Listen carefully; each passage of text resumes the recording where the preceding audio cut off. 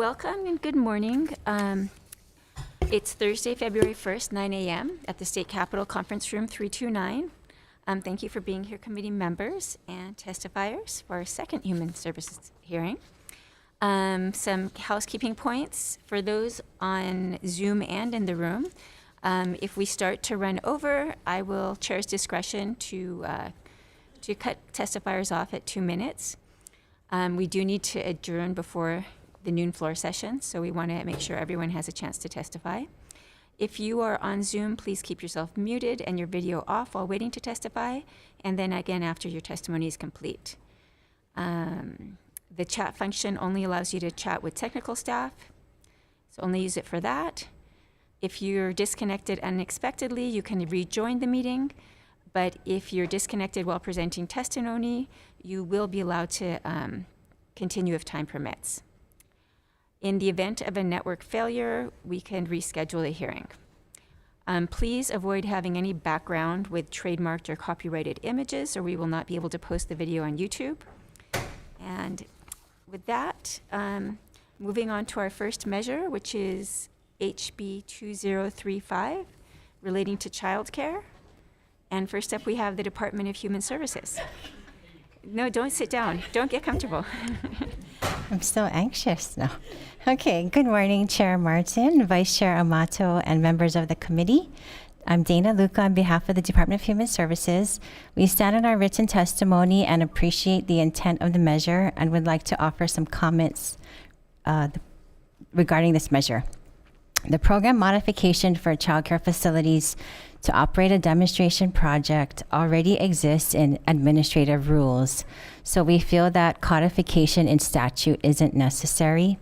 Should DHS need to make changes to the provisions of the administrative rule for demonstration projects, the rule amendment process is available throughout the year and doesn't require the legislature to be in session. Thank you for the opportunity to testify, and I'm available for questions. Thank you very much. Next up, we have in person, HCAN. Is Deborah here? Right, the representative from Hawaii Transaction speaks. Will stand. Thank you very much. And the last person who had signed up in person was Chamber of Commerce Hawaii. Welcome. Aloha, good morning. Thanks for the opportunity. We stand on our written testimony and support. However, I just want to also add that while we understand the department's need to say that we don't need to codify it, we really think it's important because it will provide more transparency. It will make sure that people are aware that this is an opportunity to increase access to child care centers. And we know that in the wake of the Lahaina fires, this was used, and it was really necessary because childcare was really a severe shortage. And so we're very supportive of this, and we've also talked with the Lieutenant Governor's office, who houses administrative rules, when we looked at this bill, and so we really appreciate the opportunity to support it. And we're here for any questions. Thank you very much. Is there anyone else here in person or on Zoom who wishes to testify on this measure? Seeing none, members, are there any questions? No? Okay, I have questions for DHS, please.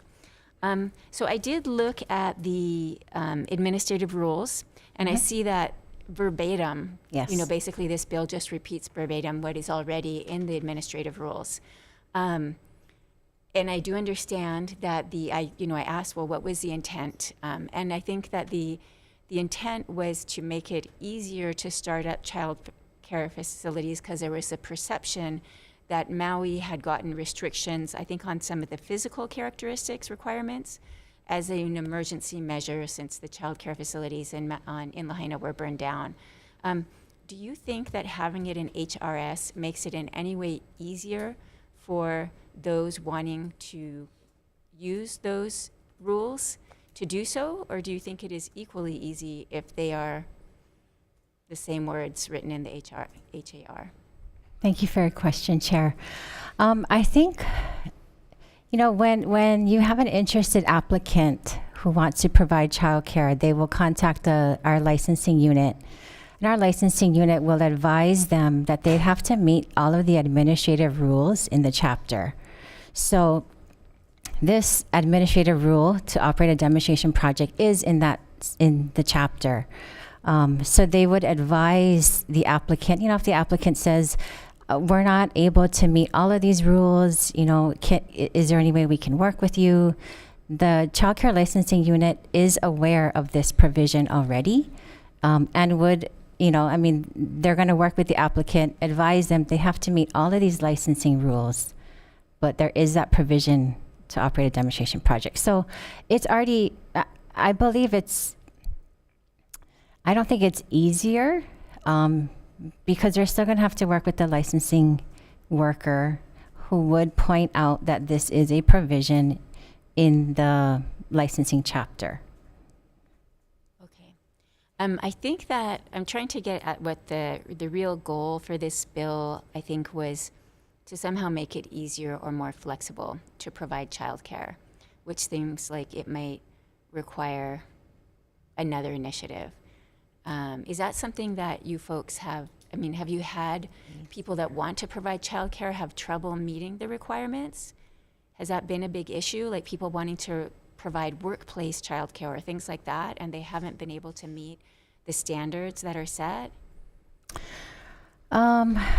We haven't had too many experiences like that. I think the one that I think would be more typical of not being able to meet the administrative rule is the county code requirements.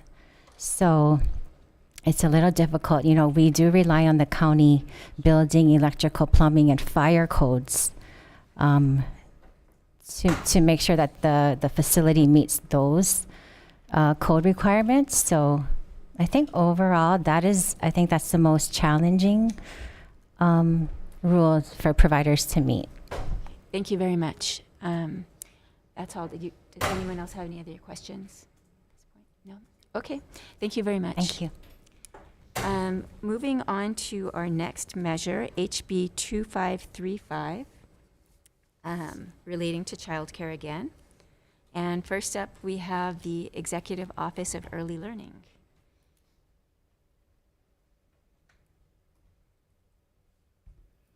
Aloha, Chair, Vice Chair, and members of the committee. I'm Yuko Arikawa, Cross-Director of the Executive Office on Early Learning. We support the intent of HB 2535 and defer to the Department of Human Services regarding implementation. Thank you for the opportunity. Thank you very much. All right. Next up, we have the Department of Human Services.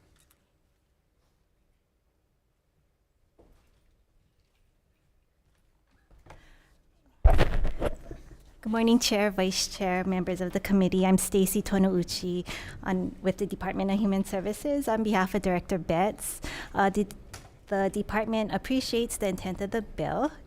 DHS currently has the ability to use contracts for direct service slots. Unfortunately, the department has not seen significant utilization as providers could not find eligible families.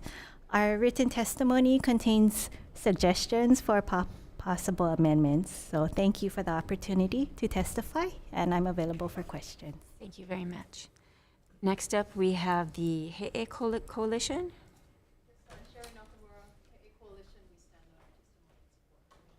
Thank you very much. Next, we have Children's HCAN.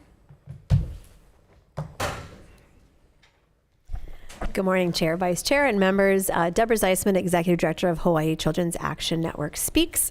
We're in strong support, and I would just like to note this is a new concept. This is a pilot idea that many in the community are proposing that we look at as a way to really increase the supply side of childcare and early learning. So we've done a lot in the last few years to try to increase demand and also give families some additional funding to pay for childcare. The issue is similar that we see sometimes with like a HUD voucher. You might get a voucher to pay for housing and there's nowhere to use it. So that is a concern we have. And we're looking at a couple different measures to try to think about how to increase supply. This is a model that's being done in a few other states and also being encouraged by the feds to help with financing. So thank you. Thank you very much. Next up, we have the Chamber of Commerce, Hawaii.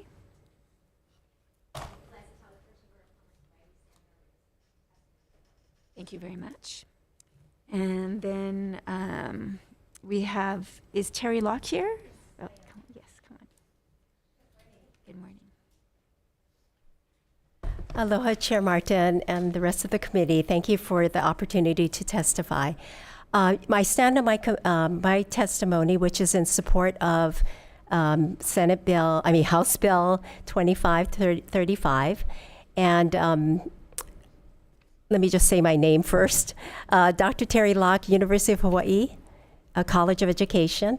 And we've been doing some research around this area and just wanted to point out that Head Start is a model that's been using contracts for many decades, but also in other states. And one of the comparison I want to make is that this model of contracts really is a better model than, or more improved model than just using childcare subsidies. So contracts can help childcare providers remain in business and maintain or increase the supply of childcare. For instance, in Pennsylvania, they found that participating programs had greater financial stability than providers solely paid through childcare subsidies, increased classroom quality, and more stable enrollment for, especially we're also looking at the dire need for infant and toddler care. So this is one of the studies on that. So through contracts, there have been evidence that childcare providers had a greater ability to hire and retain qualified staff and establish better coordination between the local and state system. Thank you for the opportunity to testify. Thank you very much. Thanks for coming today. Is there anybody else wishing to testify in person or on Zoom on this measure? We had, in addition to those who spoke, we had comments from Early Childhood Action Strategy, support from Hawaii Association of School Psychologists, Aloha United Way, and Kama'aina Kids, as well as 18 individuals who testified in writing in support. Members, are there any questions? I have questions for the department, for DHS, please.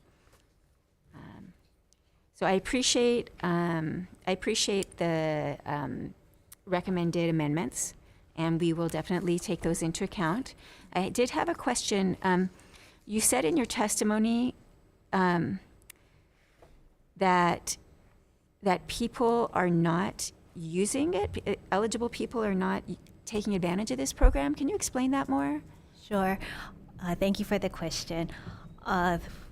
Let's see, our last contract ended in 2022, and that was a provider in West Hawaii. And because of the lack of enrollment or just not being able to find eligible children for that particular setting, they asked that if they could suspend the contract, but unfortunately, we weren't able to suspend. And how it worked out is that it ended up they decided not to continue on with the supplemental contract with us. Okay, so that was a contract like we're speaking about for the entire classroom, or was that? Are you talking about having individual slots? It was infant and toddler care for our teen parents. I'm sorry, I couldn't hear you very well. Infant and toddler care setting for our teen parents.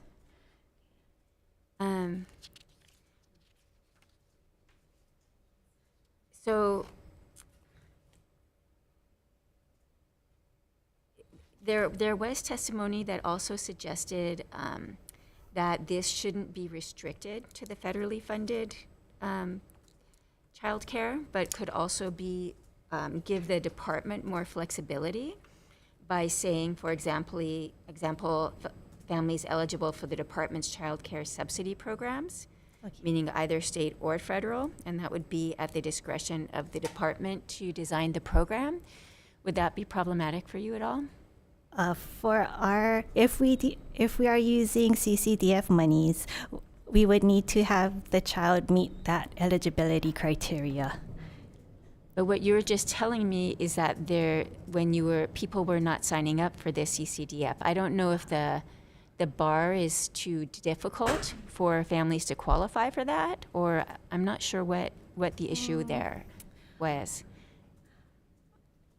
Well, That was on our neighbor islands, and there was just no eligible families for that one, and that was also during COVID recovery, correct? So for them to restart, it was difficult. So that was speaking to that specific site. Our CCDF or eligible families, we are looking at possible rule amendments, so to look at eligibility requirements, and that's something we've actively been working on. Okay, so if we passed it as written with some modifications, including those suggested by the department, do you think that it would not actually happen because of this people not being able to qualify for CCDF? Or is that just an isolated case that was mentioned in your testimony for a neighbor island situation? That was historical, right? Past reference. But currently, we are working with our federal advisors on how to approach contracting and seeing how getting best practices from other states. So we are in contact with them. We've learned that 22 other lead agencies have been using contract slots, and they've been giving us strategies and trying to connect us with them. So that's something we're actively doing. Okay, thank you very much. Thank you. Members, are there any other questions? No? No? Okay, moving on to our next measure then.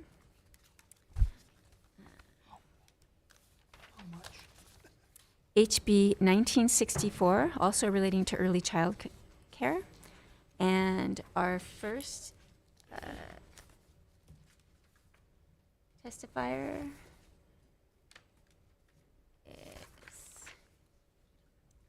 is the Department of Human Services.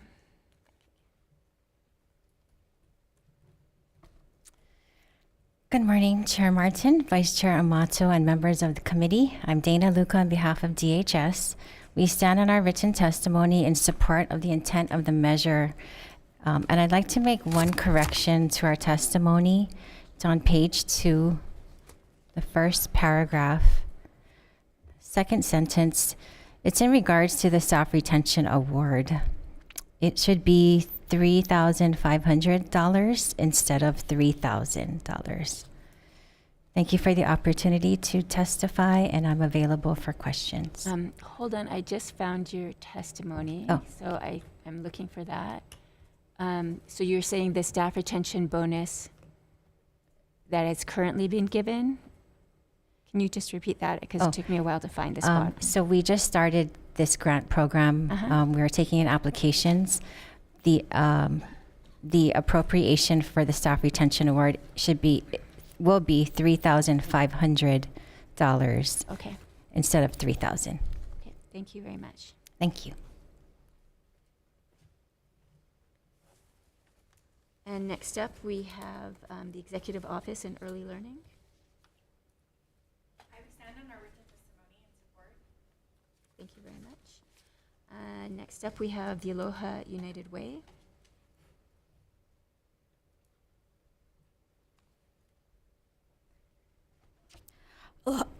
Aloha Chair, Vice Chair, and committee members. Thank you for this time. My name is Kayla, and I'm here on behalf of Aloha United Way and the Alice Initiative, and we are supporting HB 1964. Childcare is often cited as the second largest expense for Hawaii families, but it is a price that families are willing to incur each month, though begrudgingly, because of the value that it provides. But despite steep tuitions, it is the very childcare workers we rely on so heavily who are often overlooked, overworked, and underserved. Each and every day, our childcare workers show up for our keiki, and we entrust them to care for some of the most important people in our lives. And yet every day, they have to struggle to make ends meet. Every day, more and more of them can no longer afford to live in the same community where they work. And every day, these workers sacrifice time with their own families when they leave their 10-hour shifts to go off to a second job instead of going home to their families. These childcare workers are Alice. They are working professionals who live paycheck to paycheck in spite of full employment, training, and a high education, and they deserve a livable wage for the invaluable work that they do for all of us. Mahalo. Thank you very much. Next up, we have the Chamber of Commerce Hawaii.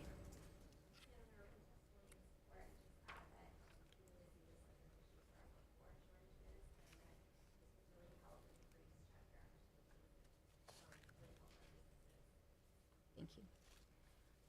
Next up, we have the Holomua Collaborative.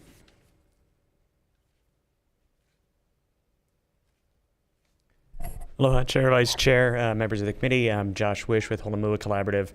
What we basically try to do is keep all local working families in Hawaii by making sure they can afford to stay. And we see this bill as just exactly that type of thing, both addressing childcare costs for anyone that has a child and, of course, for the people who actually are trying to work in the industry but can't necessarily afford to do so. So we stand strongly in support of the bill, and we'll stand on our testimony here for any questions you have. Thank you. Thank you very much. Next up, we have He'e Coalition. Thank you. And Hawaii Children's Action Network speaks. We'll stand on our written testimony, very strong support. Thank you. And then I think that's all we have. Oh, we have Terry Locke in person. Aloha, Chair and committee members. Thank you again for the opportunity to testify. I just want to point out that in my testimony in support of this bill are various documents that your staff could also look at, and you yourselves too. One of the reports that's in my testimony is focused on the North Carolina's child care wages bill. So that has been a very popular wages supplement program that has been adopted in many states for quite some time. So you can take a look at that and look at the other research documents that are in my testimony. Thank you for the opportunity to support this bill. Thank you. Is there anyone else on Zoom or in the room that would like to testify on this measure? Seeing none, members, are there any questions for our testifiers? No. I have a question for the department. So I noted that in terms of financing for this, you folks had recommended a request for $100,000 for one FTE to administer the program. In addition, of course, would be the actual subsidies themselves that are given out. And in order to provide some sort of number for finance, do you know, or can you get for me, what the current budget is, providing that the current COVID-funded subsidies, what the cost of that is a year, so that I can get some idea of the number of, what the subsidy times the number of workers, unless you have it already? Well, the COVID funded grant programs that we've administered. Yeah, so To what, support so if staff people are retention. getting the 2,000 for this type of person and 3,500 for this type of worker, I don't know how many workers there are in each category in order to just do the math. So if you could give us a total of like what the actual subsidy would be, what the cost would be to the state. Sure.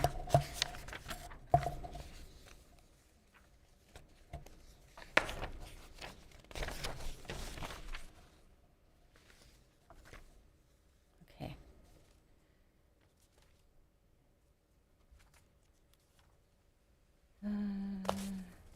Sorry. Okay, so with the COVID funds, we administered the stabilization grant program. That was, we provided a staff retention bonus award of $2,500 per staff member. And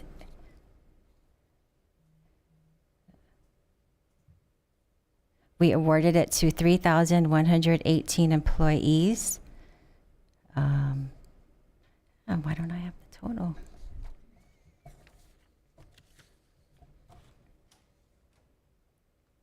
And do you expect that would be the same number of employees that would qualify for this proposed program? Yes, very similar. Very similar, okay. And You then said 25 million? 2,500 per staff, Times per 3,118. staff member. Do the math for us. Yeah, please, Bert. sorry, can you? And then For the current grant program, the supplemental grant program, in our testimony, we're going to provide a staff retention bonus of $3,500 per teacher, assistant teacher. We have 2 tiers: assistant teacher, infant, toddler, caregiver, and director. And then for aides and family child care providers, we are going to be providing them a bonus of $2,000. And So what is the total budget for that? Okay, so the estimated amount for that staff retention bonus is $12.8 million. Okay, thank you very much. That is very helpful. I have no further questions. Thank you so much. Okay, Appreciate thank it. you for your question. I have a question. Okay. Follow up. Oh. Actually, I have a follow up. If Chair, may I ask? Of course. Given that we are being told that, funds are going to be limited, is there a way to further, identify high need areas if there has to be a phased in approach? I understand we need, and it's really important to have the full scale of the numbers, but is there a further way to break this down if we need to? And maybe that's something that if this bill goes forward, it is something to contemplate. Yeah. Because I would be concerned that we would want to make sure that in high need areas where we have to incentivize the growth of early child care programs, that would be a consideration. Again, hopefully, concept revenue numbers will be good, but in the event that they're not, we need to start thinking about those types of things.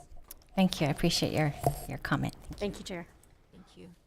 Okay, so in addition to those who testified in person, we had written testimony and support from the Hawaii Association of School Psychologists, Kama'aina Kids, AAUW Hawaii, Hawaii State Coalition Against Domestic Violence, Early Childhood Action Strategy, Holomua Collaborative, Hawaii State Democratic Women's Caucus, and about 30 individuals.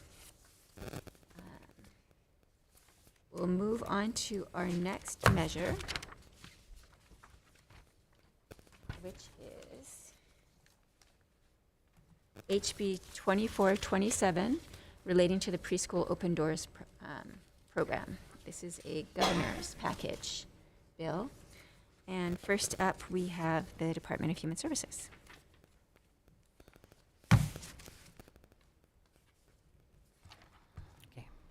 Good morning, Chair, Vice Chair, committee members. Scott Nakasone with Department of Human Services on behalf of our Director, Kathy Betts.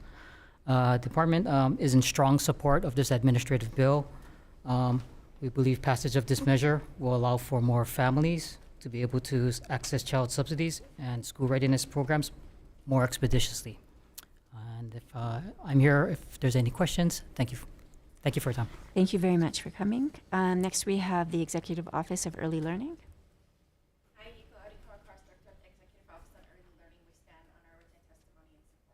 Thank you very much. Next, we have the He'e Coalition. We also stand on our testimony and support. Thank you. Next, we have Hawaii Children's Action Network Speaks. We also stand on our testimony and support. All right. We also had written testimony and support from Early Childhood Action Strategy. Is there anyone else who wishes to testify on this measure, either on Zoom or in person? Seeing none, members, are there any questions? Okay, I also do not have any questions, so thank you very much. Our next measure is HB 1776, relating to the Household and Dependent Care Services Tax Credit, which is a follow-up from a bill that we passed last year, and this would amend the percentage of employment-related expenses that can be claimed for that expanded tax credit from last year. We have, first of all, the Department of Taxation. Good morning, Chair, Vice Chair, and members of the committee. Garrison Kurth, Department of Taxation. The department stands on its written testimony and comments, and I'm here for any questions. Thank you very much. Next up, we have the Office, oh no, not in person, the Office of Governors supported with written testimony. Then we have Hawaii Children's Action Network Speaks. in support. Good morning, Chair, Vice Chair, members of the committee. Deborah Zeisman on behalf of Hawaii Children's Action Network speaks. Just wanted to note, this is a top priority for our organization. This is a measure that we worked strongly on last year, and we did the first half, as it says in the measure itself. This is really critical for families that may not qualify for child care subsidies. As we've talked about, they may not be getting free child care, but perhaps are ALICE, perhaps are middle and working class. But as we know, those families often may not qualify for the government benefits. They are being asked to pay out of pocket for childcare and preschool. Costs are very high. The idea here is we will provide a refund right at the end of the year to help offset some of those costs. So it's trying to help those folks that are in a slightly higher income bracket, but we know the costs are still quite exorbitant. So thank you very much, and we're happy to take any questions. Thank you very much. Next, we have AARP Hawaii.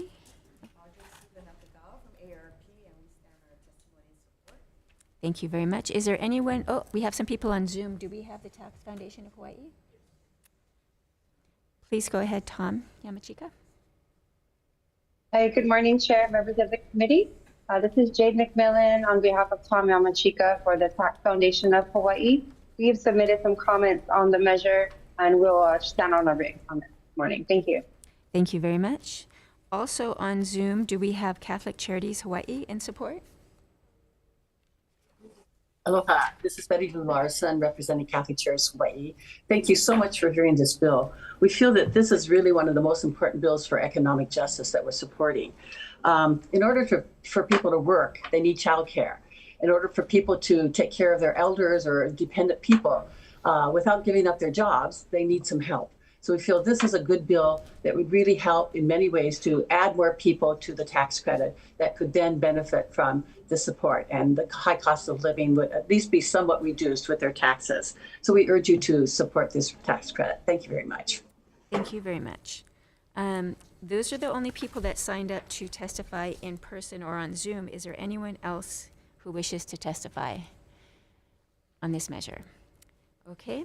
We had, in addition to those that have already testified, we also had in support the Hawaii Association of School Psychologists, Aloha United Way, Hawaii State Coalition Against Domestic Violence, Imua Alliance, Democratic Party of Hawaii Education Caucus, Democratic Party of Hawaii, Hawaii State Democratic Women's Caucus, and about 20 individuals in support. Members, are there any questions for our testifiers? Go ahead. For tax department, what's the price tag? I do not have numbers today, unfortunately. Our research and planning department's working on it, so we can get those to you, but I'm unable to answer Any that today. estimate? I'd be totally guessing. Sorry about that. But can I follow up with that? Based on the testimony, it would be a range between what you folks earlier testified was 9 mil to 47. I'm sorry, what was that? Based on the testimony and analysis done last year, it's between 9 million and 47 million. Okay. Is that correct? I have not seen last year's. I was not here, so I'm not familiar with that, but I can verify it for you. If you have it, I'm sure that probably is correct, but I couldn't say. Okay. May even be in your DOE tax testimony. Okay. Thank you. Thank you. Members, any other questions? No. Seeing none, we're going to move on to our next measure. Also relating to taxation, HB 1769, refundable tax credit for non-paid family caregivers. And our first testifier on this is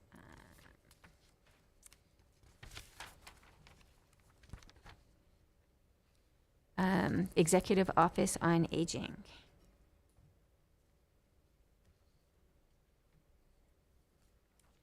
Good morning, Chair, Vice Chair, members of the committee. Caroline Kadirao with the Executive Office on Aging. This measure establishes a refundable tax credit, and this would really offset the costs for our family caregivers. So we're in support of this, and we defer to the Department of Taxation for any further questions. Thank you.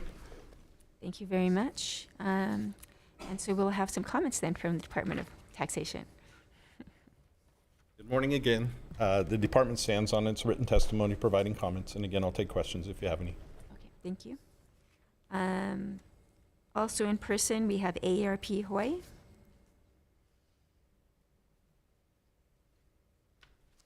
Good morning, Chair Martin, members of the committee. I'm Audrey Suga Nakagawa, Advocacy Director for AARP Hawaii, and we stand in strong support of HB 1769. This is one of AARP's priority bills, and we really want to support our family caregivers.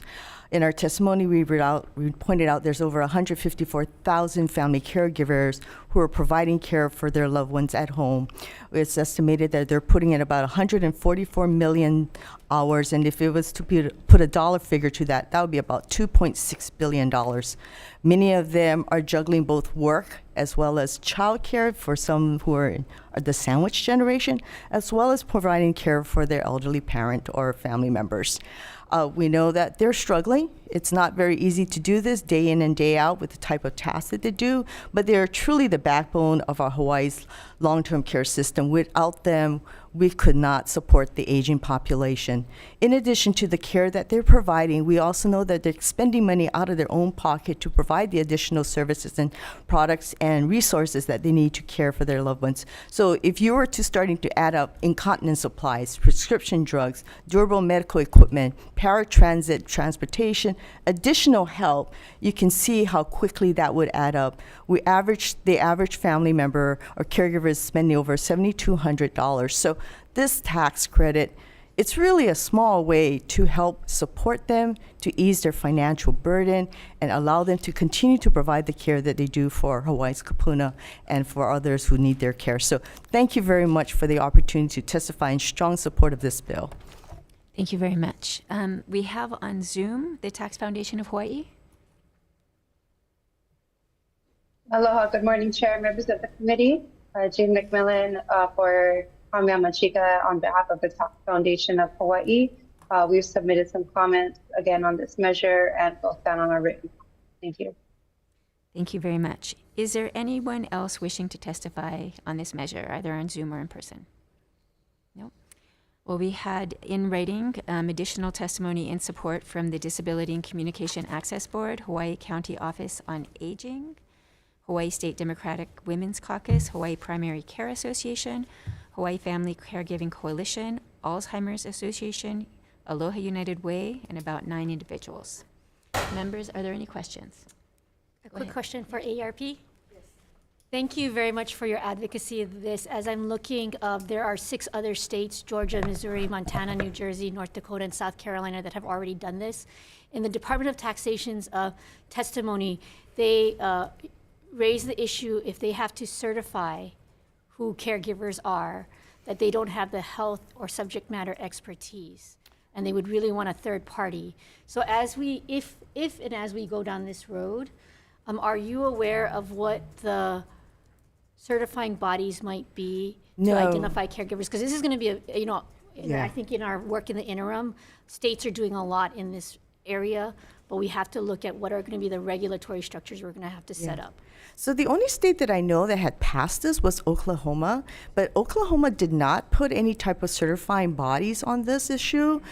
So I'm not quite sure how you would do this, because if you're just thinking about the mechanism of a person trying to submit their tax return and putting this tax credit, I'm not sure, and I would have to defer to Department of Taxation. How would you do that? Would you need an additional staff to do the certification? Or do we do what we all do, save the receipts, have it ready so we get audited, we have the receipts to prove that these are qualifying expenses. So I'm not quite sure how to answer your question, except that I do know that Oklahoma that had passed it did not have that particular provision. But I understand what you're trying to say. All right, thank you. I think this is an important issue that the Yes. DOE tax has surfaced that we should probably look into. But again, as other states have been implementing this, certainly something we should look at. Okay, Thank you. Mhm. Members, are there any other questions? Right, I have a question for DOTAX. So on the same issue, you had mentioned in there that that you would want a third party to do that, and I wonder, do you have that kind of process with any other sort of tax credit? Other tax credits do have certification that's done by outside departments. So whether it's the Department of Lands or Department of Health, there are systems like that. So do you think like it seemed like within our state government, the appropriate department would be EOA?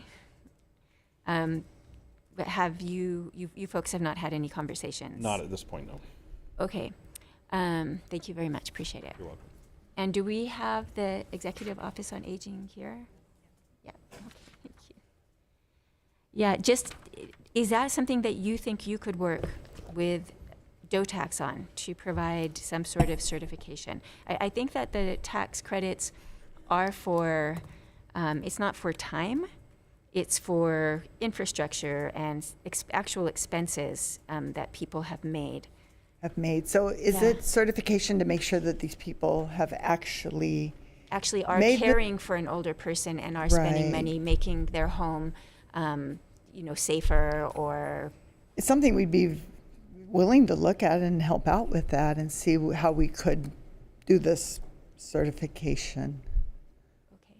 And again, there is always the fear of an audit that is an incentive for people to do the right thing. But if there could be, some sort of screening, at least you are actually caring for an elderly person as a starting point. Right. Thank you. Thank you. Are there any further questions, members? Nope. Okay, seeing none, we will move on to our next measure, which is HB 1772, relating to fall prevention. And we did receive some late testimony for that, and just thank you for that. We did get a chance to look at it. This is one of our Kapuna Caucus measures. And first up, we have the Executive Office on Aging. Never get comfortable. Thank you, Chair, Vice Chair Caroline Cadira with the Executive Office on Aging. We stand in support of this measure. Falls can be so preventable if they just have they learn the right techniques, how to balance, and so many deaths because of falls or ongoing disabilities because of falls. And we just think that this is a really good supportive measure, and refer to the Department of Health for any further implementation questions. Thank you. Thank you very much. Next up, we have the Department of Health.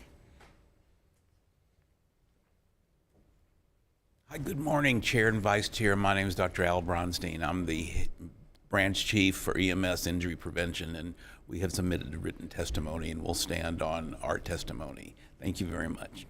We're here for questions. Thank you. And the last person in person would be AARP. AARP stands on its testimony and support. Is there anyone else who wishes to testify on this measure?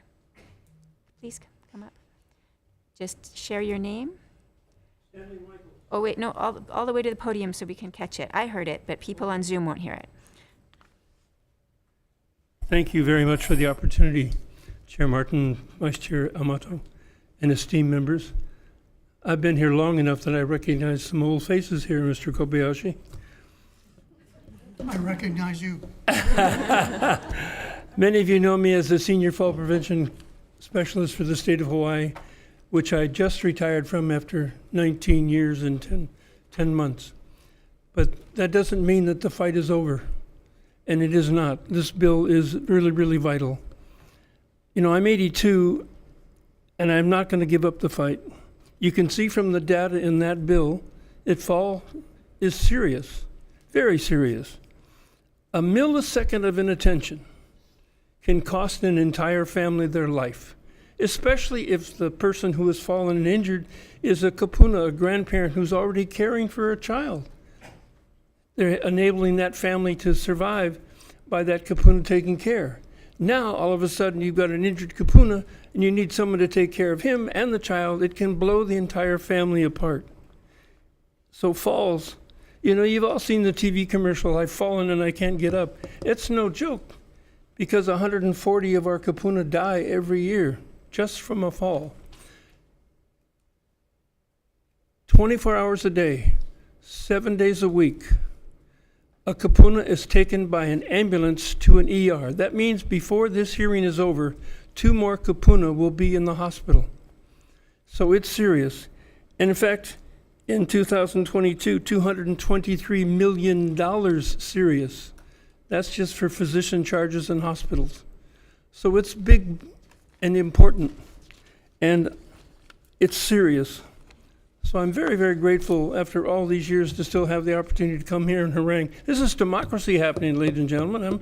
I'm excited to be here.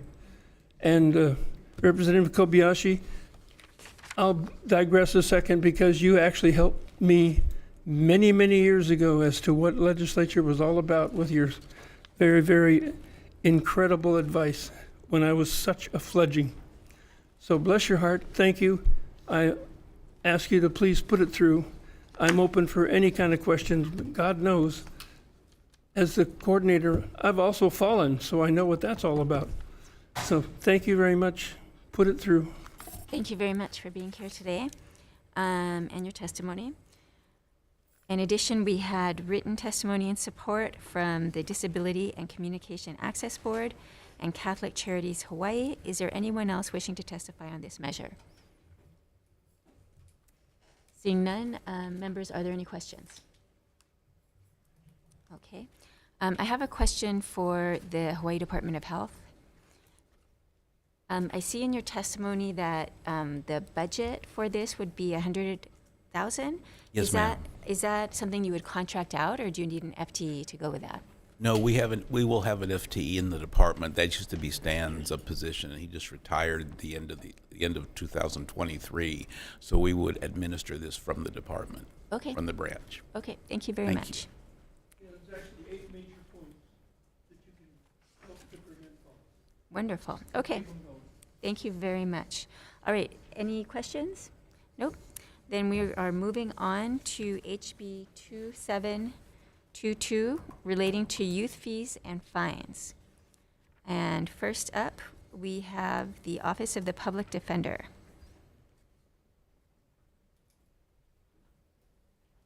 Aloha. My name's Aloha Chair Martin and members of the committee. My name's Darcia Forrester. I'm a Deputy Public Defender, and I'm here in my capacity as the supervisor of our juvenile division. We strongly support this bill. It's been in the works for several years, and this is, I think, the best version that we've got, and so we really strongly ask that you move it forward. I just want to briefly state that what our office would like to see is that families and children in distress focus their financial resources on services for substance abuse treatment, trauma-related mental health treatment. There's just a deep need for these families to be able to get to where they need to. They're going to need to get transportation. They're going to need to get childcare to get the child who's in distress the services that they need. And I just want to emphasize that the majority of the families who have children that are in the juvenile court system are families in distress, living below the poverty line or on the poverty line in housing, and we have just so many children in foster care as well. So I just strongly ask that you consider moving this forward. Thank you. Thank you very much. Next up, we have the Office of the Attorney General on Zoom.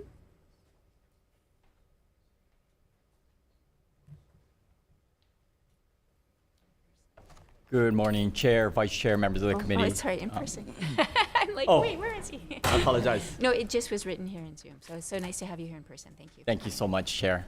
Deputy Attorney General Mark Tom for the department. Department submits testimony providing comments for House Bill 2722. Specifically, Section 2 deals with a lot of enumerated driving offenses. Specifically, the one that's most common that end up in district court is 286-102, driving without a license. The department would just suggest, the way that it's written now, there's no deterrent really for a second violation. They're suspended till they're 18, and then after that, you just continue to suspend. Department is aware that under Chapter 571, which is the family courts, there's possibly ability for judges to impose a different sentence. But just for clarification, consistency within the HRS, maybe another type of deterrent, whatever the committee sees fit. I believe that the proponents of this bill do not intend the term reimbursement to include restitution for victims of these crimes. So some type of provision just indicating that, just because there could be some confusion or ambiguity in that. We do believe that the reimbursement is for like treatment, services, and whatnot, not for restitution of victims.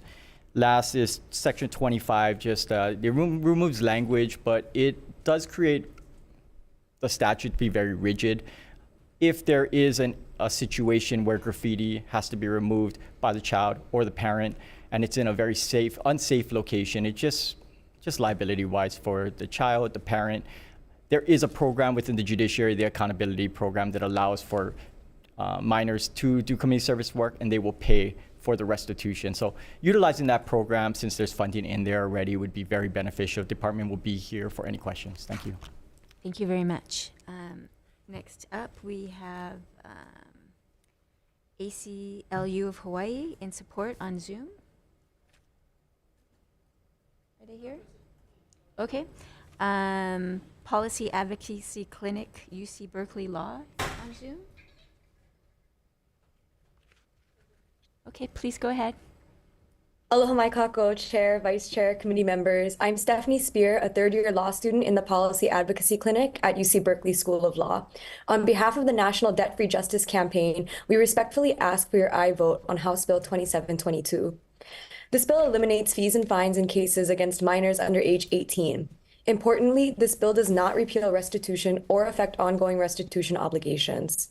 National research shows that fees and fines do not support youth rehabilitation, but rather increase the risk that youth reoffend.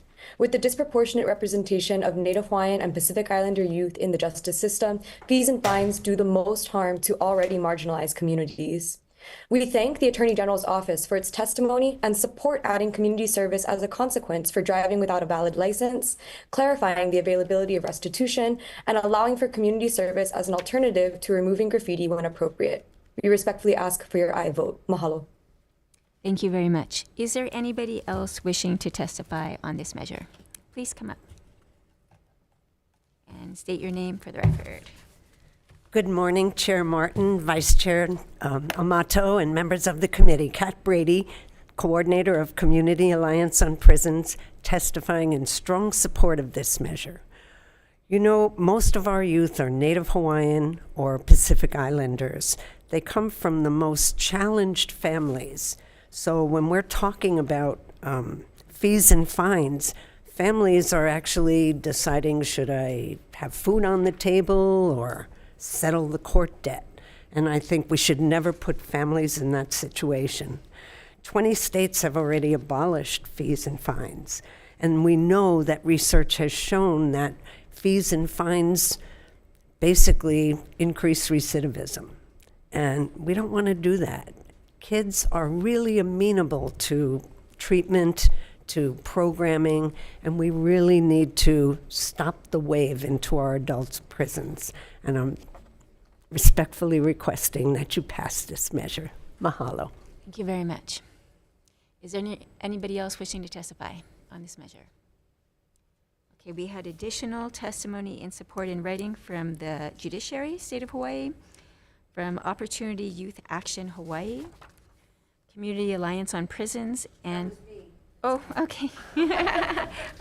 Sorry, I didn't have you down here as in person, but now I do. Thank you. Thank you, Kat. And then 2 individuals also in support. Members, are there any questions? Yes, please. Go ahead, Representative. Thank you, Chair. For the AG's office, your testimony says, what is this, page 2, I think, that the proposed amendment in this bill to remove the fine of $500 could severely limit the court's ability to curb any unwanted behavior. And then it says, routinely, courts will allow minors or adults to convert any imposed fines to community service work. So currently, if a family can't afford to pay fines, they have the option to do community service, correct? That is true. And that works both ways. In district court, where a lot of these type of minor offenses occur, adults can make a request to the court to convert their fines to community service as well. Okay, and then Question, if this bill were to pass, in your opinion or your department's opinion, would criminal behavior be enabled and or rewarded? Unfortunately, Representative, I can't speak on that. I can go back to the department and get some answers for you and then provide that subsequently. Okay, thank you. Thank you. Are there any further questions? Please, go ahead. A follow-up, please. Thank you. You, sir. I had a simple question. How often do families opt to perform community service? I mean, how often do they actually take the next step to say, you know what, I can't afford this. I'm going to ask to see if I can get community service. Does it happen frequently, or do families usually just say, oh man, and go home? Are you talking about at family court or for the district fee? court?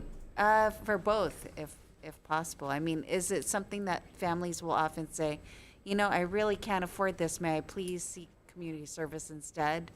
Or do a lot of families just say, well, shoot, man, I owe this money now and I don't know what to do? I can't speak for the numbers. I do not have those numbers for you, unfortunately, Vice Chair. But in terms of family court, routinely, and I could be wrong, there might be a judiciary question, but routinely the judges in family court don't impose the fines and fees in these types of charges. So it might not be as applicable as whether they're going to take the fine or community service work. But in terms of just in general, the judges will discuss, because when it is a juvenile offender in district court, the parent will come with the juvenile, and the judge will have a conversation with the parent as well as the child to discuss the options that they have. So I know that might not fully answer your question, just that's the best of my ability at this time. Thank you. Thank you. Thank you, Chair. Okay, I have another question. So I appreciate, this was a very, very long bill, and I appreciate the effort that your office took in going through it to make sure that we don't have any unintended consequences. And I wanted to take your suggestions, but since I'm not a lawyer, I wanted to check on the language with you for my recommendations for amendments. Okay. So the first one being about minors driving without a license.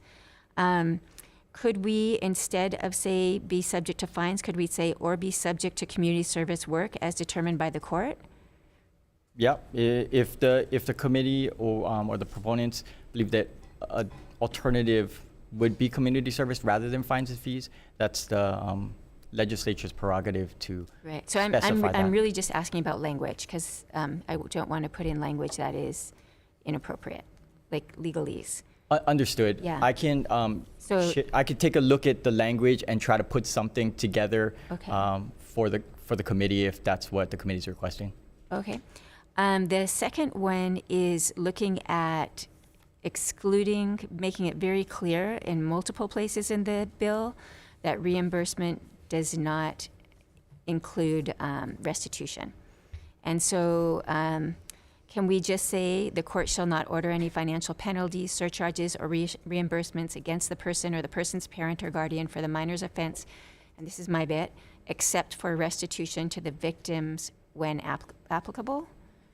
Yes, it's the committee can provide that language. Again, I can take a look at it and see if there's other language within the HRS that might stay consistent with how the legislature approached this type of issue. And I can provide that for the committee if the committee requests. Okay, and the last one is, this is on the graffiti, where graffiti might be in actually very dangerous places where you would not want a child to go and remove it. So here, if we said, the testimony mentioned that there is a program that judiciary has for that. So could we just put in there as a possible consequence or participate in an available judiciary accountability program? Is this a program that might go away, or is this a program That would be that's my only consistent? concern, Chair, is that being so specific of what can be utilized might kind of pigeonhole the way that the HRS is and might have to come back and fix it if maybe for some reason it changes. The suggestion would just be that it's removed because if restitution, basically the way that statute's written is that if the court believes that they're going to pay restitution for somebody else to remove it, say a city, state organization, or somebody that's qualified to remove, say, from an overpass or whatnot. But this is ORs. These are ORs, not ands. So I would like there for a family that you don't want to penalize financially because they can't afford it. My project has been graffitied. I would like there to be accountability. So, so I'm thinking the other or would be or participate in an available court program. You know, how can I make it vague enough that there is some accountability for the perpetrators to help clean up? Got it. Chair, maybe after this committee hearing, we can discuss exactly the idea that you would like to see on paper, and I can try to put some language together for you. Okay, thank you very much. Thank you. Members, are there any other questions? Go ahead. Question. Maybe for whoever has the answers. Just in general, you know, when we're talking about all these, I guess, offering up alternatives like community service and everything, in practice, as it's been happening, how does the court determine how much gets awarded, like when they're offered that instead of paying the fine? Like, is it tied to like a number amount? You know, you do 1 day for every $100. What's that? Or is it just like case by case depending on what they did? Is there like any kind of formula the courts are using? I don't mean to dodge the question, Rep. I think Darcia might have a little more expertise because she is the public defender that is in charge of family court. I would defer to her if she has an answer for that. Like, is it just tied to anything, I guess? Or is it really just case by case? It depends on the jurisdiction. Oh, okay. I believe maybe in district court where there's traffic offenses, where juveniles are allowed. So juveniles are allowed to appear in district court for traffic offenses. So for that, I think there is a conversion rate. I believe it's $25 a day, but I will have to double check that. It's been a while since I've done a district court case. In family court, there's no formula. It's a conversation with the minor, with the family. They look at everything from how many kids are in the house to, you know, how many times this minor might have been before the court. There's no formula. It's very, very fluid. Okay, thanks. And you meant for the other example, $25 for 1 day of community service. Ish, or what? Approximately. I have to admit that I'm not positive on that, and I can find out what the current sort of conversion rate is in district court, but that used to be the conversion rate. Okay, sorry. So I'll have to confirm. Okay, thank you. Appreciate it. Thank you very much. Are there any other questions? Seeing none, we'll move on to our next measure, which is HB 2746 relating to public safety. This is about free voice communication services from our correctional facilities. And first up, we have in opposition the Department of Corrections and Rehabilitation.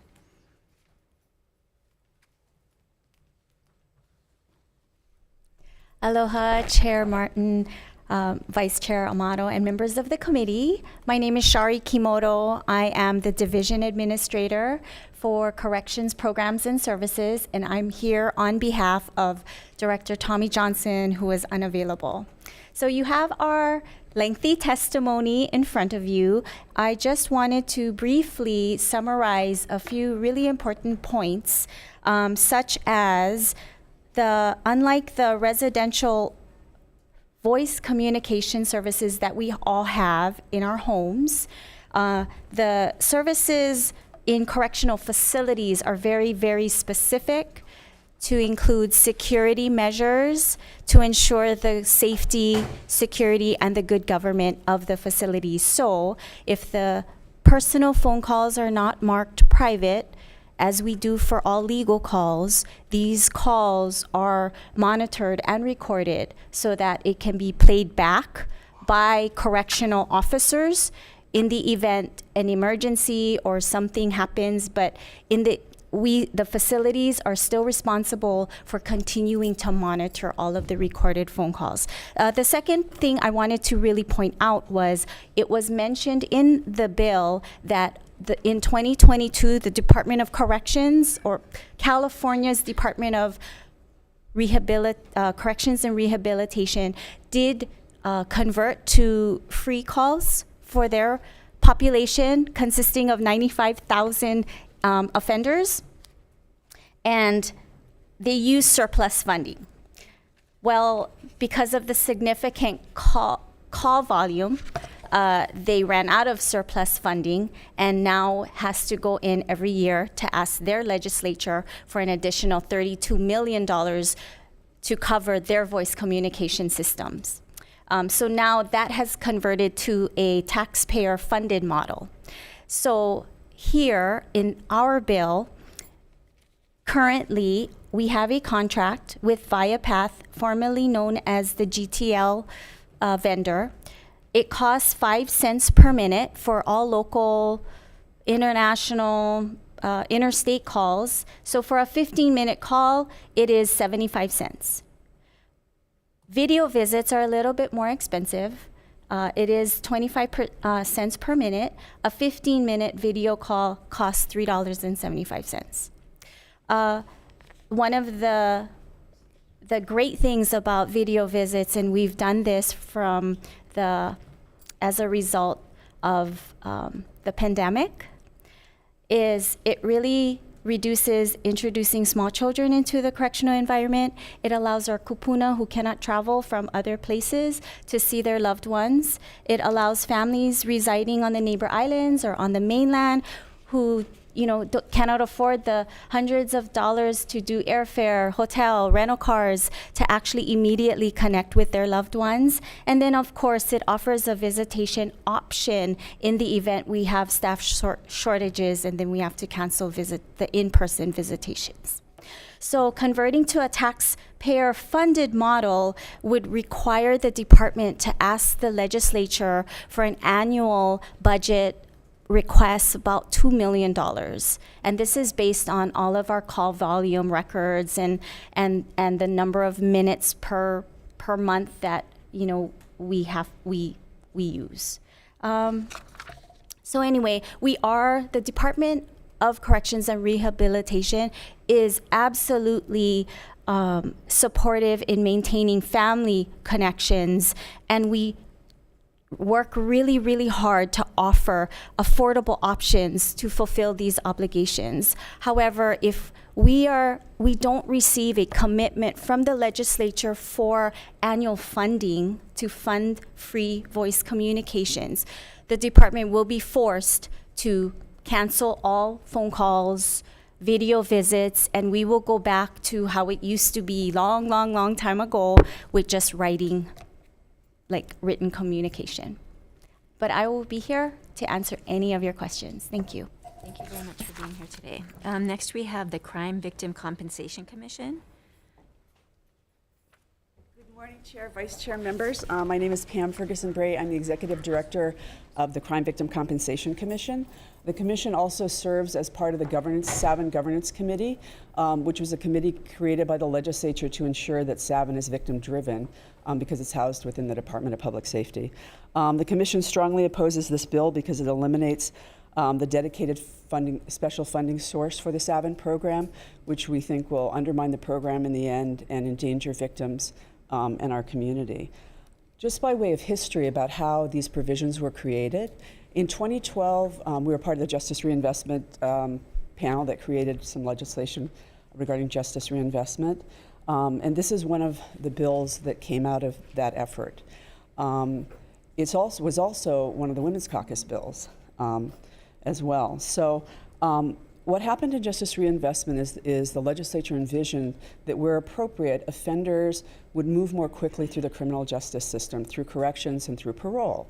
And so in order to protect victims and their right to restitution, their right to statutory notification and safety, what the legislation did was it created the SAVIN program. And in order to protect that program from the vagaries of budgeting, and also in recognition that the program is in the Department of Public Safety, that is corrections-based, and when requesting budgets, must prioritize offender services, not victim services. The legislature recognized that in order to protect this program, that it needed to have a dedicated funding source and needed to be a fund that requires that the money can only be spent for the SAVIN program and for victim services. So this was specifically created to protect the rights of victims, to protect their safety, to protect our community. And so to subject the funding to the vagaries of the budgeting process, both through the recommendations of a department that must have offenders a priority. We've seen year after year what happens in the budget crunch. I think if you talk to members of the victims community, everyone will say that it's always the victim programs that go first. That in cutting the budget, that it's prevention and victim services that are always cut. And so that is why there is this important provision for this dedicated funding source and the protection of that source through the special fund. So we urge you to look at why this system was created and how it serves to protect the rights and safety of victims in our community and to not destroy this fund. Thank you very much. Thank you very much for coming today. Next, we have also in opposition, we have in support, in person, the Community Alliance on Prisons. Good morning again. Kat Brady for Community Alliance on Prisons, in strong support of this bill. One of the things about being in prison, communication, phone calls, they're your lifeline with the world and with your loved ones. So it is really, really crucial.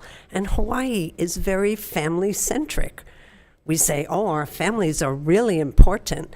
And then people, are incarcerated and they're really separated for a while if they can talk at all. So we're saying, please, please, think about the families, especially the kids. When I first started doing this, some of the bills for phone calls, I was getting bills from families that were like $1,000 a month. And I'm thinking, how could they possibly pay for this?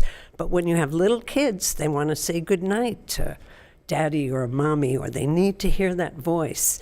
So we need to come up with something to actually keep that communication going. So our mantra is free the phones, connect the families. Thank you. Thank you very much. On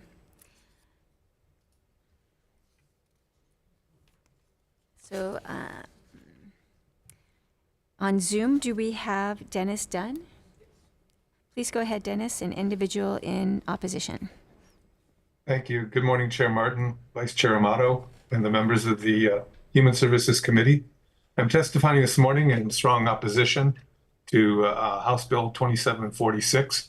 As you'll know from my testimony, I retired after over 44 years of service to victims, and I can tell you that the development in 2012 by the legislature of the automated victim notification system was one of the most important and monumental accomplishments for crime victims in Hawaii.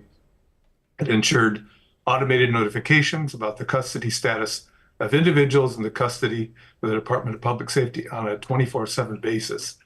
The SAVIN system ensures that critical information relating to victim safety is available to victims on a timely basis, allowing them to make important decisions and take timely actions to protect themselves from offenders. To ensure that the SAVIN system was reliable and sustainable, the legislature established several funding streams derived from offenders, as illustrated, and I inserted the language from the statute in my testimony. Totally eliminating or significantly reducing commissions without creating an alternative permanent funding source could ultimately mean fiscal insolvency for SAVIN. What that would translate to in terms of impact on victims would be the elimination of a critical information lifeline and safety planning tool. Thousands of crime victims depend daily on SAVIN notification to prepare themselves to seek safety options when an offender is released from custody.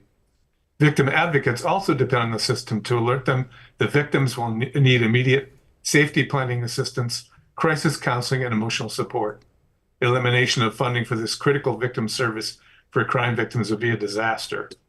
Therefore, I request that you not pass this measure unless commensurate permanent alternative funding sources are established to support the Savin system. Although alternatives do exist, such as increasing the commissary surcharge, this measure proposes to also eliminate that source of funding for Savin. Although House Bill 2746 does contain an appropriation to pay for the Savin notification system, there is no guarantee that the amount is sufficient, that it will actually be appropriated by the legislature, approved by the governor, or expended by the Department of Corrections in any given year. In addition, there's no predicting what they might do in the future. This measure would completely obliterate the original intent of the Savin legislation, which was to ensure that victims need not worry about the future solvency of financial support for this critical service that so many victims and their families rely upon.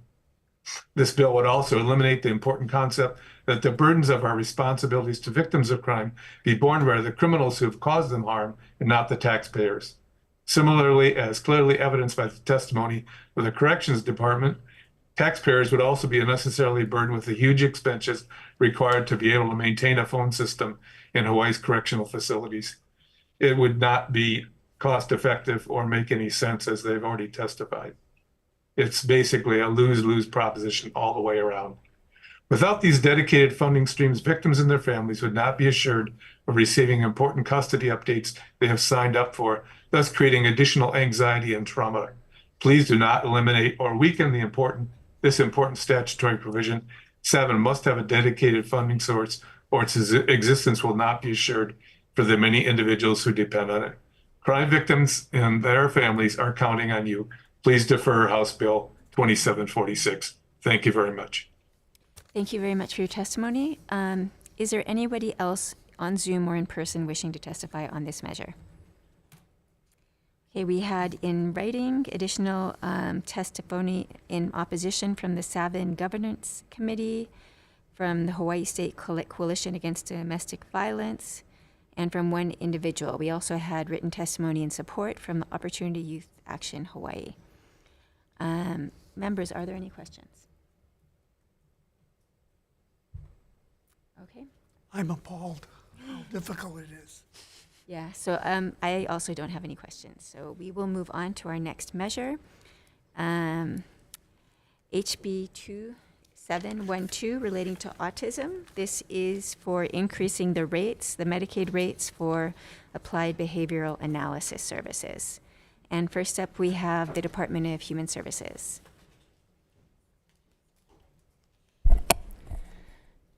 Good morning, Chair, Vice Chair, members of this committee. I'm Judy Moore-Peterson, MedCrest Administrator with the Department of Human Services.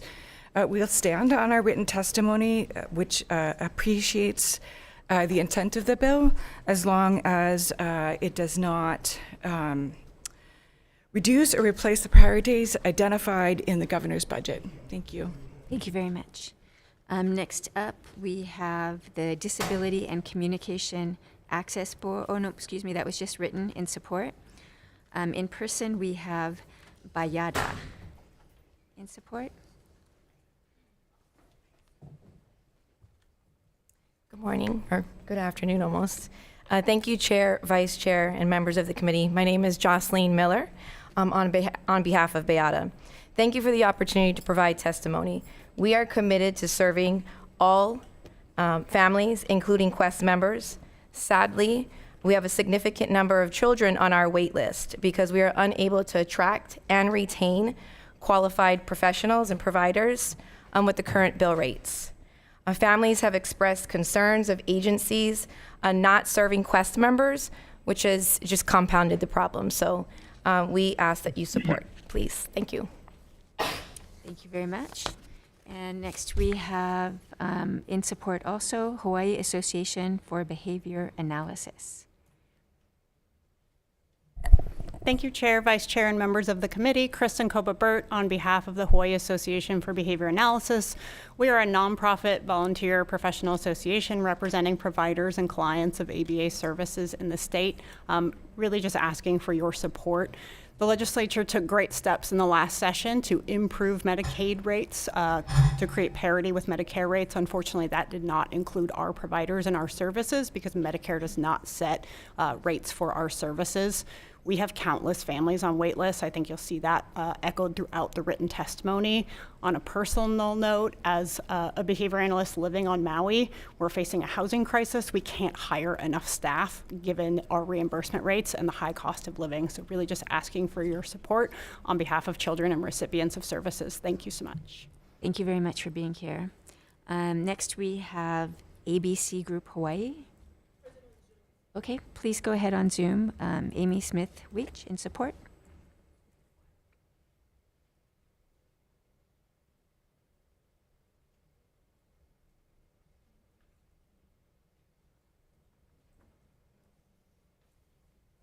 I'm so sorry about that. My name is Amy Smith-Wish, and I'm a board-certified behavior analyst at the doctoral level, and I've been an ABA practitioner for over 30 years, and I stand in strong support of HB 2712. At ABC Group, we've been providing life-changing, medically necessary applied behavior analysis treatment to children and families of Oahu for the last 20 years. Approximately 50% of our patients are MedQuest patients, and even more with our over 1 year long wait list presenting a network adequacy problem. 20 years ago in 2004, I started working with TRICARE as a sole BCBA provider here on Oahu to provide ABA treatment to military dependents. In 2015, when MedQuest announced the rates for ABA treatment, they adopted those same publicly available published rates that were borrowed from those same 2002-2004 TRICARE rates. These ABA rates in Hawaii that were set on those 2002 TRICARE rates have remained nearly the same for the last 20 years, despite the cost of living in Hawaii skyrocketing over 70% in that same time. Additionally, medical care inflation per the U.S. Bureau of Labor Statistics has increased 2 to 4% per year since 2004 for a cumulative increase of over 88% in the last 20 years. So these rates do not leave us much to pay our overhead expenses at our clinic or to provide staff pay increases to keep up with inflation. It impacts our ability to provide quality care to Hawaii's children and families living with autism. And it is heartbreaking for our RBTs and BCBAs who cannot afford gas or food for their families, so they need to go look for other work. Burnout is also really real in this field. Staff are leaving the industry in ABA because this is a very, very, very difficult work. We work with some of the most behaviorally challenging kids, some of those who may be on a path to very expensive residential treatment on the mainland if we don't intervene. High turnover in autism and ABA impacts cost, access to care, and quality of care, with extending the length of care a patient requires because of that inconsistency in staffing, which is because of turnover. Overall, Medicaid reimbursement rates have not increased substantially since they were set on the rates 20 years ago. This lack of meaningful increases in reimbursement rates leaves the industry unable to adequately compensate these dedicated, hardworking individuals, our RBTs and BCBAs who care for those children and adolescents with autism, and it has become an axis of care and quality of care for our MedQuest patients. And we are at a critical juncture. How many of you could go without a meaningful pay raise for 20 years? Please pass this bill. Thank you for the opportunity. Thank you very much. Next, we have Hawaii Disability Rights Center on Zoom. Is Louis here? Yes. Yes. Good morning. Thank you. I'm Lou Ortashek. I'm the director of the Disability Rights Center. Me personally and our agency, excuse me, we have been involved in this issue of ABA and autism for a long time. We fought hard for years to get the legislature to pass the mandate to provide insurance coverage for ABA services. We sued the Department of Human Services years ago because they weren't covering it under Medicaid EPSDT, and we won that case. So we've done a lot of good work. We've had a lot of interest in this issue. But then after all that, we started getting calls at the office from people who said, hey, I can't get ABA services. And I was like, well, that doesn't make any sense. We passed the law, we won the case. And then when I looked into it, it turned out that it was like, oh, there's just we don't have anybody to do it. And so we don't have enough providers. So all the good work that the legislature's done and everything that's been accomplished is not going to go obviously far enough if we don't have enough people to do the job. So Others than me can tell you better what the rate should be, but I certainly know that it needs to be increased to a point where it can provide, where we can have an adequate provider network. So we appreciate whatever you can do to help that. Thank you very much. Next up, we have also on Zoom an individual, Linda Alento. Is she with us? Go ahead, Linda.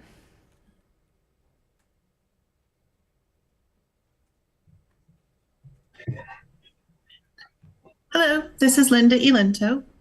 I'm on a new computer. I don't know if you can see me. You're gonna have to let me know because I don't see my camera on, but my name's Linda Elento. Yes, Chair. Well, I was just going to say we can't see you, but we can hear you just fine. Go ahead. Okay, I appreciate that. Next testimony, I'll see if I can get it to work. I'm a parent. Thank you, Chair and Vice Chair, and all the members of the committee. Thank you for the opportunity to share a little bit real quick. I'm a parent. My son is 23 years old now, and he has autism and other diagnoses. Over the years, I've met the last three testifiers for my son needing help, specifically finding out about ABA, what it is. I had no idea what it was until my son started receiving the services through the Quest program. Going to direct service providers who work directly with my son. Fast forward to he's 23, he is out of the school system, although he still needs applied behavior analysis. He was making progress while he still had Medicaid, which ended when he turned 21. So it's not only the funding issue. Like my son has been on BIATA's wait list. He was on ABC's late list, but never got the services from them because they didn't have staff availability. When we did find providers, it was very difficult to keep them because of insurance issues. He was qualified under Quest for a little bit, and then we no longer had Quest. And then he had Quest again just before he turned 21. So for a good solid 2 months, he was starting to make really good progress. Being able to learn to volunteer so that when he gets out of school, he'd be able to do volunteering. He's now been out of school off campus for a year now. And we tried the DDD services. They have a waiver program that they call ABA, but the testimony from 2 years ago on another resolution specifically specified it is not the same thing as ABA provided under healthcare Medicaid. And we've tried to experience that and utilize that system for the last year, and it's not worked. I'd be glad to provide details for the committee or any other interested party later on what our experience has been, because everything I see in a report, when I'm hearing from testimony, we've experienced that over like the last several years. And I just wanted to ask that not only that the money, that the wages are increased, of course, but also that this bill also consider the fact that when Quest, right now the state decided that they aren't going to cover ABA services when a child turns 21. That's affected our family significantly. And just real quick, I'll tell you the DD budget for a child who gets, or an adult who gets DDD services, that's developmental disabilities through the Department of Health. He got over $20,000 in the budget so he can go out and learn how to be in the community. He's only used a fraction of that money because he doesn't have the behavior skills that he was learning through ABA. So for a year now, he's been home, and any effort to get him out with the DDD services, their community learning services providers, it's been very difficult. And I just wanted to end with thank you for, I guess, the consideration of increasing the wages, as you've heard, but also, again, to add in statute or Hawaii administrative rules that the state plan would cover individuals who have Quest and no other means, because if they have autism, this is an autism service. It stopped when he turned 21. There are no alternative services for him. He can't access DD services because behavior-wise, he doesn't have that support. Linda, I'm going to ask you to wrap up, please. Yeah, I was just finishing up, and I appreciate your time, and thank you for listening. Thank you very much.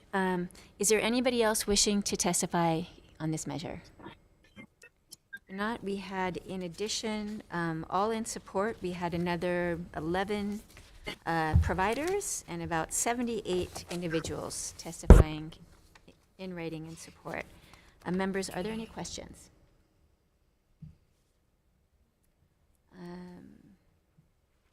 Okay, then we will move on to our next measure, which is HB 2712. Nope, that's the one we just did. 2217, relating to health, which looks a little bit at exactly the issue the last testifier was talking about, of this gap when services end, when people with autism and other afflictions turn 21. And first up, we have to testify. Sorry, we had a lot of testifiers, a lot of pages to get through here. The Hawaii State Council on Developmental Disabilities. Thank you very much. And the Department of Human Services. Aloha, Chair. Please stand. Also, we've got a bunch of amendments, so apologize for that. Oh, you did? Judah Moore-Peterson, MedQuest Administrator with the Department of Human Services. We do stand on our written testimony. I just wanted to offer that we have put forward a number of amendments that we hope to strengthen the bill, but we are very supportive of the intent. Thank you. Yeah, thank you for your work on that. Appreciate it. Next up, we have also in support Department of Education. Is someone here? Nope. Okay, Hawaii State Department of Health with comments in person?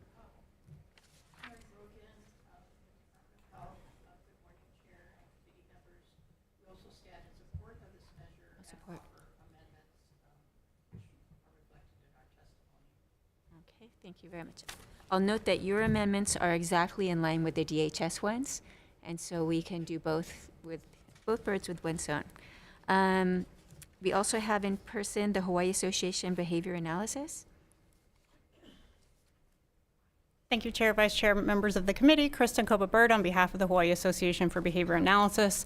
We stand in strong support of this bill, and speaking to the parents' testimony from the last bill, I think we're seeing, sort of the gap in Department of Health developmental disability waiver services that are intended to be long-term service and support and home and community-based services, and the medical needs that can be covered under the Quest Health Plan to address medically necessary behavioral challenges that prevent an adult from getting into the community. Thank you.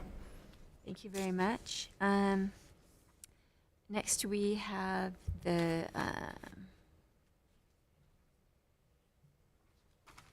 we have some testifiers on Zoom.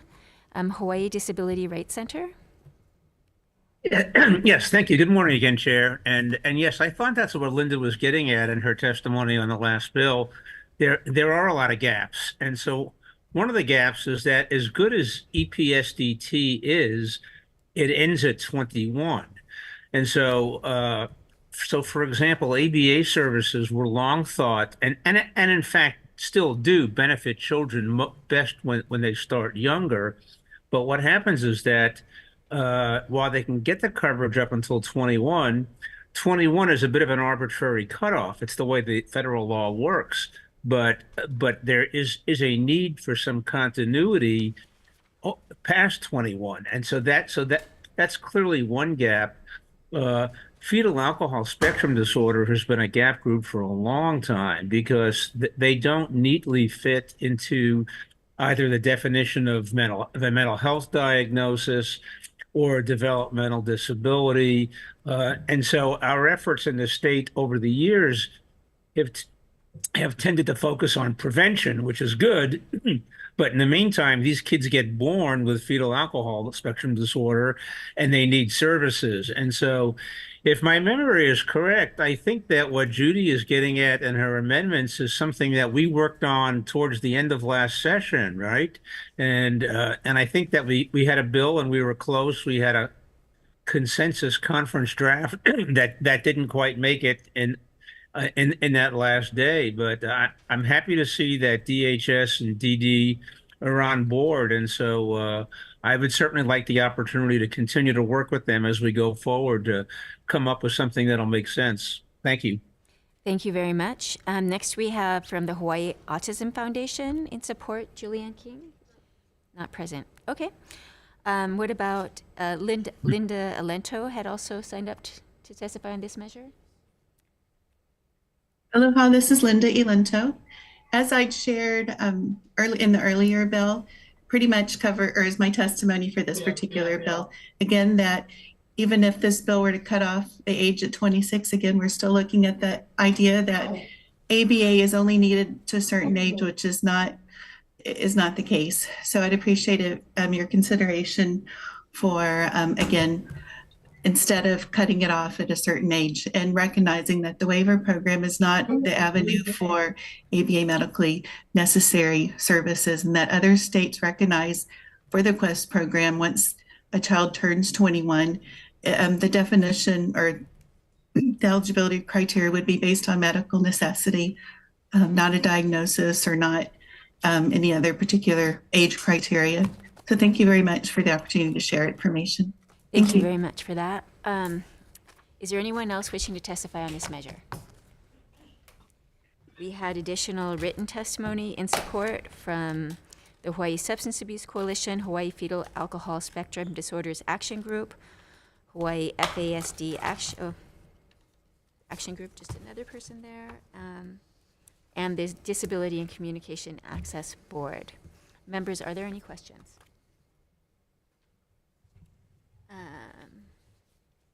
Okay, then we're going to move on to our last measure today on the agenda, and that is too many papers. 2591.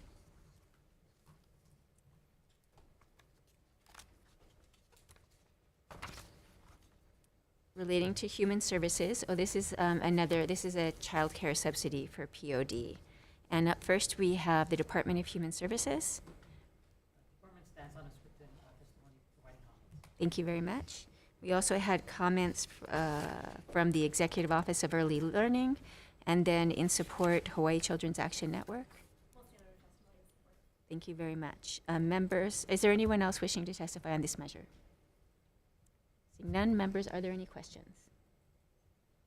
Okay, then we are going to recess and come back in a little bit for decision making.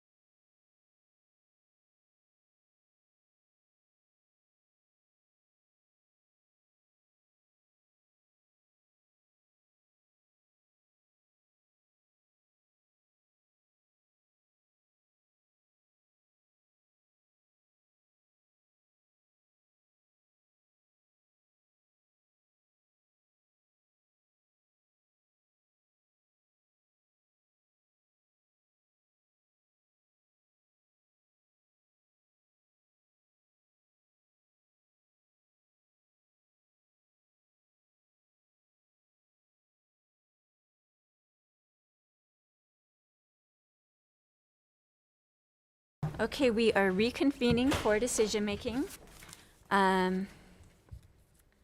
So our first measure, HB 2035, I'm going to defer this one. It is a little bit, I appreciate the intent, but given how redundant it is with our existing HAR, I think that some of our other childcare measures are a little stronger.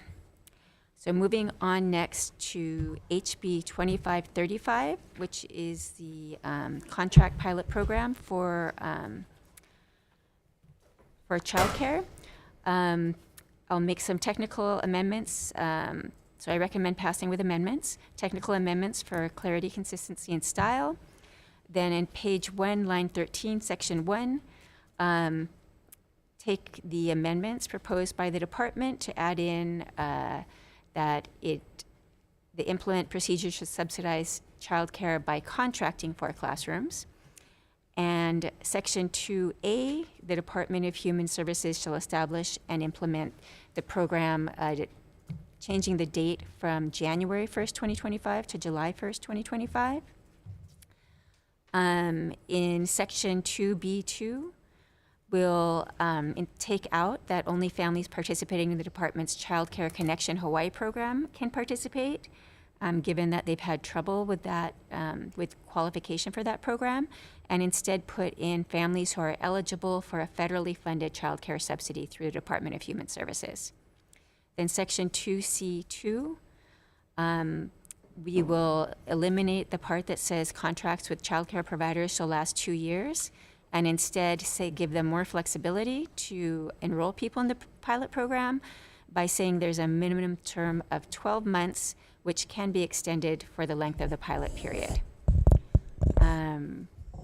Add in section 8 that this act, upon its approval, shall take in effect July 1st, 2024. Actually, I'll defect the date, but we'll keep in upon its approval. Also, page 2, line 7, I wanted to change the age range we have in the bill from ages 3 to 5. I wanted that to be 6 weeks to 5 years of age.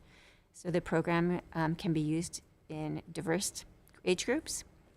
And we'll note in the community report that the cost will be $100,000 annually for staff to administer the program. Members, are there any comments or questions? Vote, Vice Chair, please take a vote. Thank you, Chair. Voting on HB 2535, Chair's recommendation is to pass with amendments. Chair, noticing the presence of all members, Chair and Vice Chair both voting aye. Representative Belatti? Aye. Representative Iligan? Aye. Representative Kobayashi? Aye. Representative Takenuchi? Aye. Representative Nishimoto? Aye. Representative Garcia? Aye. Thank you, Chair. Your measure is adopted. Thank you very much. Next up, we have HB 1964. This is a child care subsidy to replace what they're getting now through the COVID funding.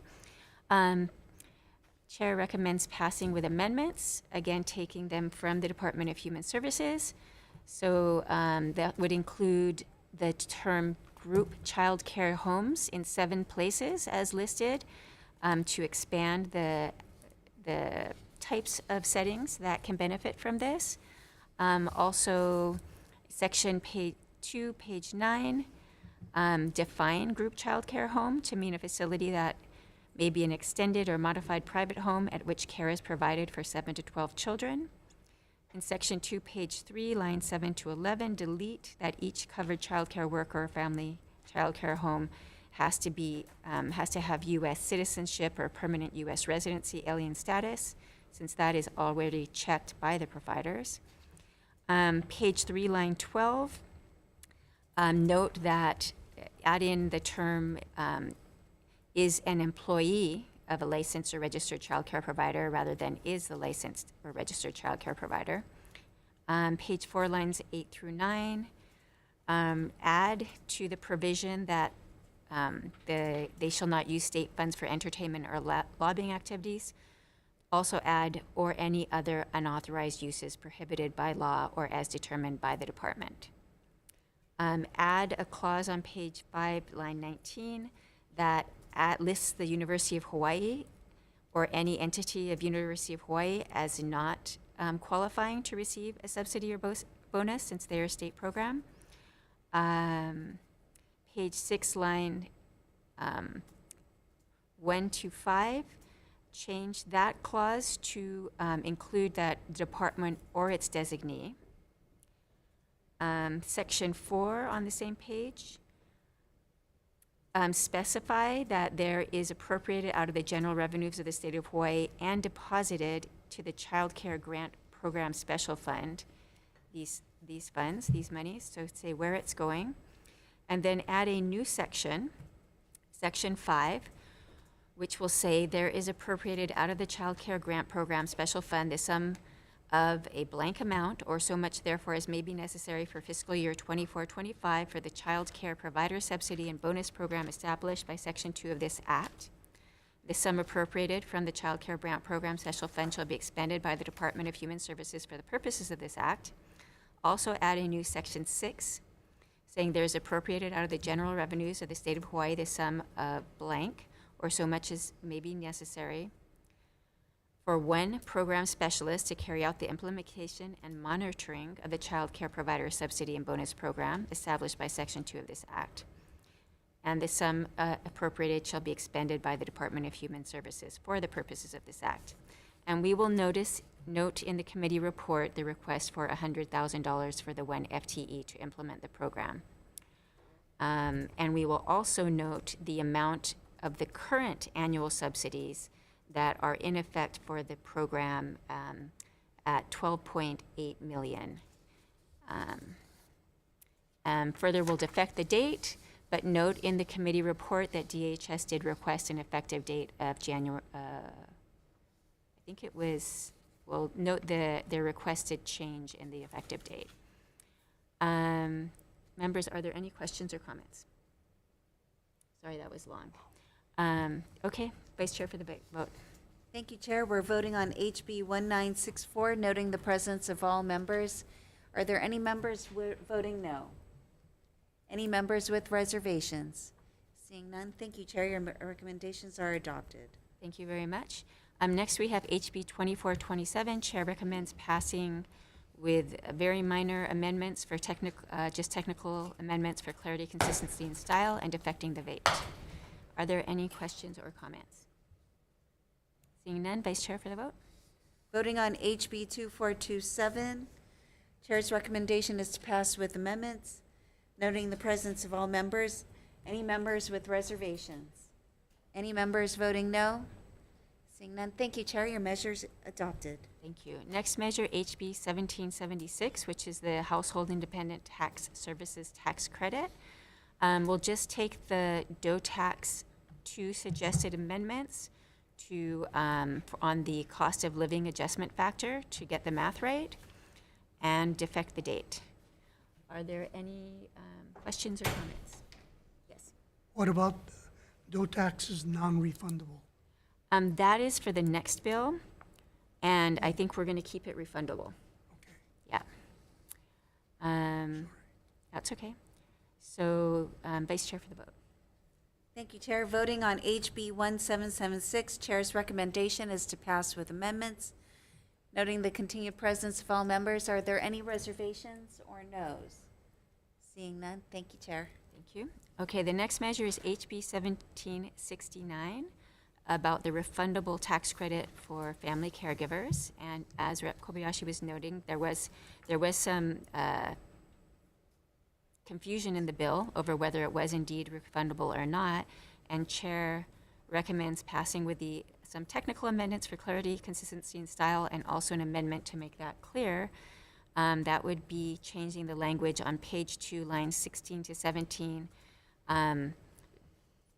deleting that shall be deductible from the taxpayer's net income liability, and instead putting in may claim a refundable family caregiver tax credit against the taxpayer's individual income tax liability.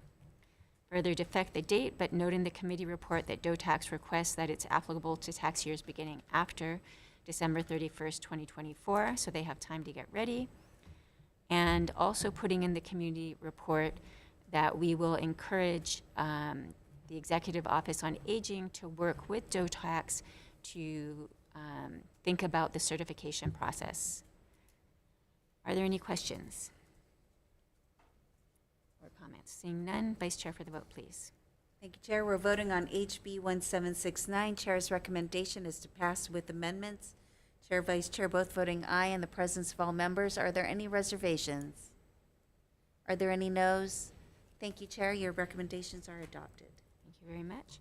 Next, we have HB 1772 relating to fall prevention. On this measure, we will just defect the date.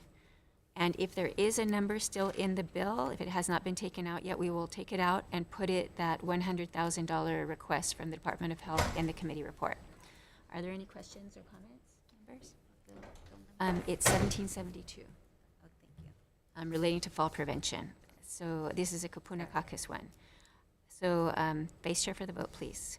Thank you, Chair. Voting on HB 1772, Chair's recommendation is to pass with amendments. Chair, Vice Chair, both voting aye. Presence of all members. Anyone voting no or with reservations? Seeing none, thank you, Chair. Your recommendations are adopted. Thank you. Next, HB 2722 relating to youth fees and fines, eliminating them. Chair recommends passing with amendments just for clarity, consistency, and style, and also addressing the 3 points that were brought up in testimony to address an incentive for minors driving without a license on page 3, line 18 and 19, include language that addresses the intent of or be subject to community service work as determined by the court. In addition, throughout the document, anytime reimbursements is referenced, we would like to have language that clarifies that the reimbursements do not apply to restitution for the victims when applicable.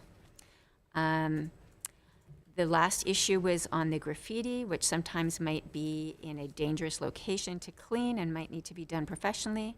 So on page 85, we would then amend it to still include, or if appropriate, pay for the actual cost of having the damaged property repaired or replaced, or having the option to participate in a program available at the court, like the programs they have now, in order for youth to do community service to get that paid for, and affect the date. Are there any questions or comments? Comment, Chair. Please go ahead.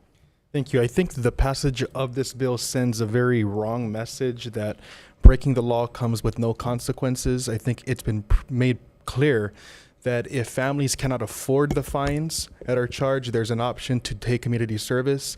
And I think it needs to be expressed clearly that there are consequences to breaking the law. So for those reasons, a no vote. Thank you very much. I do want to note that there still is the option to give community service, but please for the vote, Vice Chair.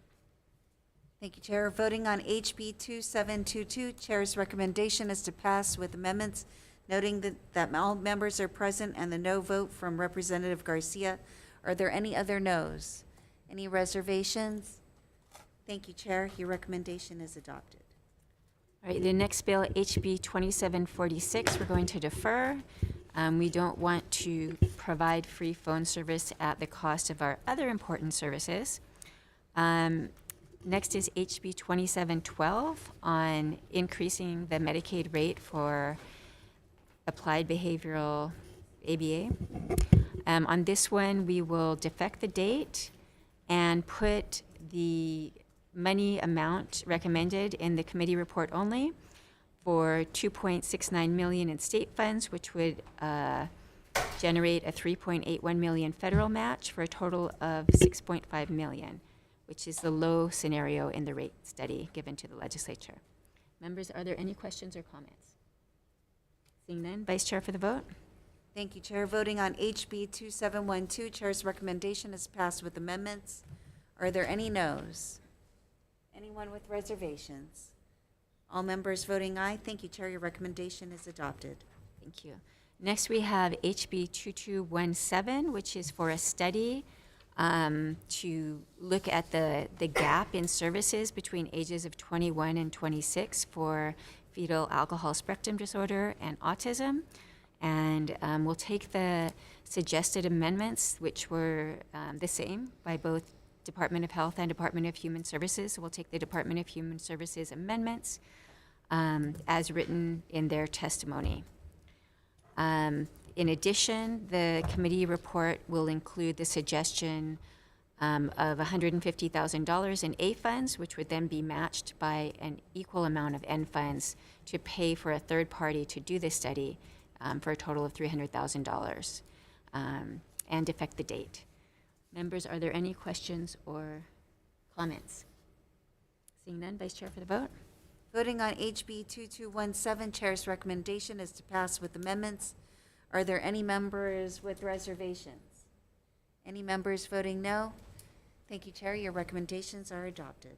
And the final measure, HB 2591, to give more funding to the POD program, we will defer because they feel they have enough funds right now. Thank you very much. We are adjourned.